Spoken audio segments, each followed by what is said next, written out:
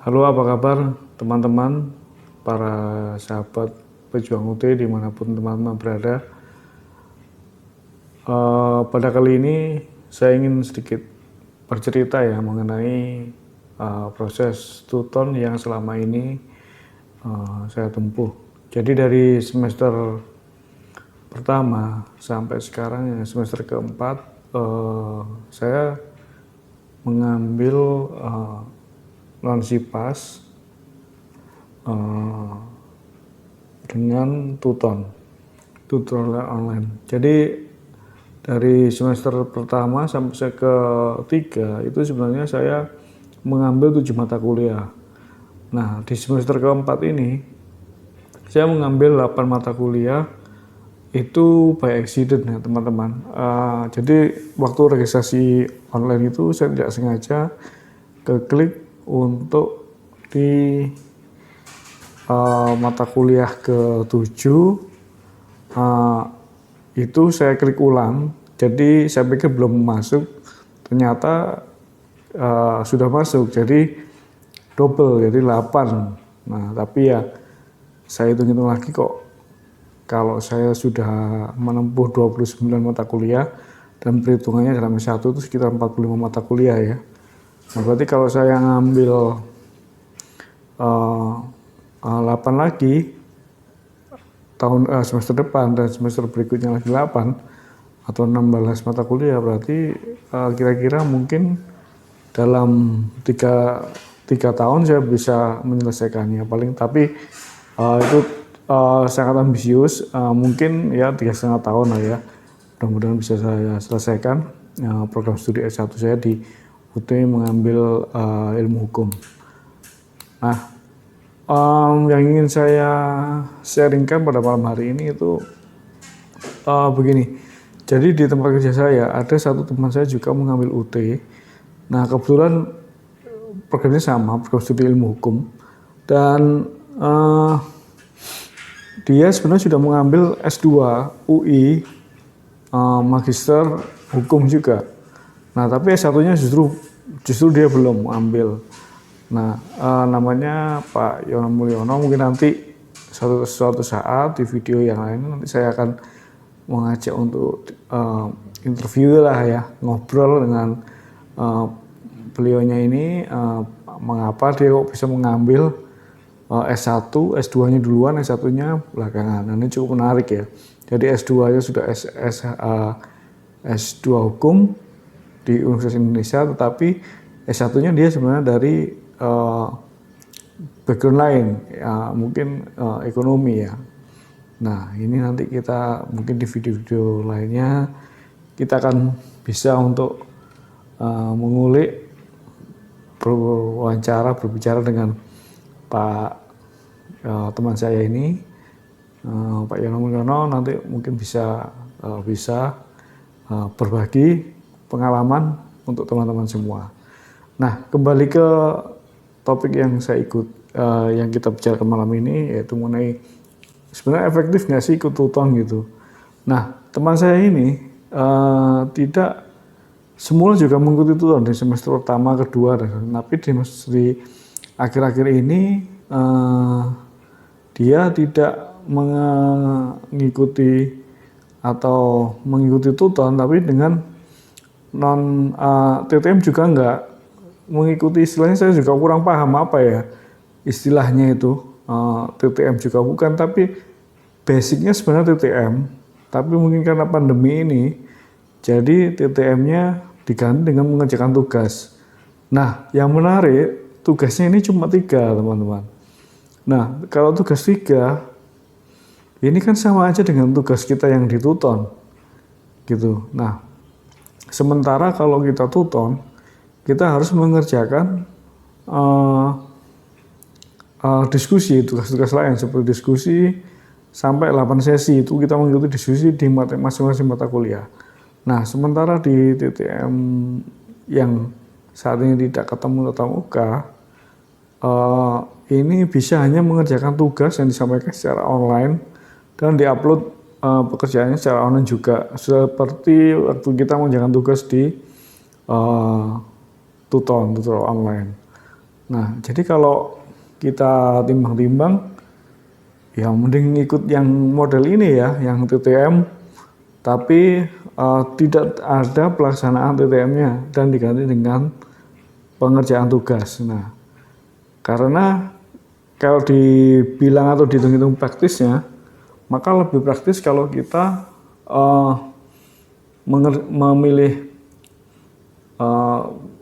cara belajar Tuton ini, TTM ini, karena dia hanya mengerjakan tugas-tugas tanpa diskusi. Sementara di Tuton kita mengerjakan ada diskusi dan tugas, gitu. Nah, mungkin teman-teman juga ada yang seperti itu ya, yang mengambil program TTM mungkin ya, basicnya TTM, dia pilihannya TTM, tetapi tidak dilakukan TTM karena sehubungan dengan pandemi ini. Jadi sebagai gantinya adalah mengerjakan tugas. Nah, mungkin bagi teman-teman yang punya pengalaman seperti teman saya ini basicnya apa sebenarnya? Apakah emang benar-benar TTM atau bentuk lain? Nah, silakan teman-teman tulis atau berpendapat di kolom komentar supaya kita bisa saling-saling berbagi informasi di channel ini, dan tentunya informasi ini akan sangat berguna bagi kita. Nah, memang tujuan kita pertama kuliah di UT itu kan untuk mencari, yang bersatu pasti ilmu ya, tapi ya, dan yang kedua adalah kepraktisan metode belajarnya. Jadi kalau kita di universitas yang onsite, itu kan kita harus ada tatap muka, mengerjakan tugas, interaksi di dalam kelas. Tapi kalau UT memang basicnya adalah belajar jarak jauh, dan kita tidak dituntut untuk tatap muka, tetapi mengerjakan tugas-tugasnya melalui aplikasi atau basic internet, begitu. Nah, sekarang kembali ini tadi, barangkali ada teman-teman yang mempunyai pengalaman atau pengalaman yang mengikuti program, saya nggak tahu namanya, tapi perkiraan saya ini TTM, tapi berhubung TTM tidak ada temu muka sehubungan dengan pandemi ini, maka diganti dengan tugas. Nah, silakan bagi teman-teman yang itu tadi punya pengalaman untuk bagi sharing di channel ini juga di komen. Oke teman-teman, sebenarnya pelaksanaan Tuton ini sudah cukup bagus ya.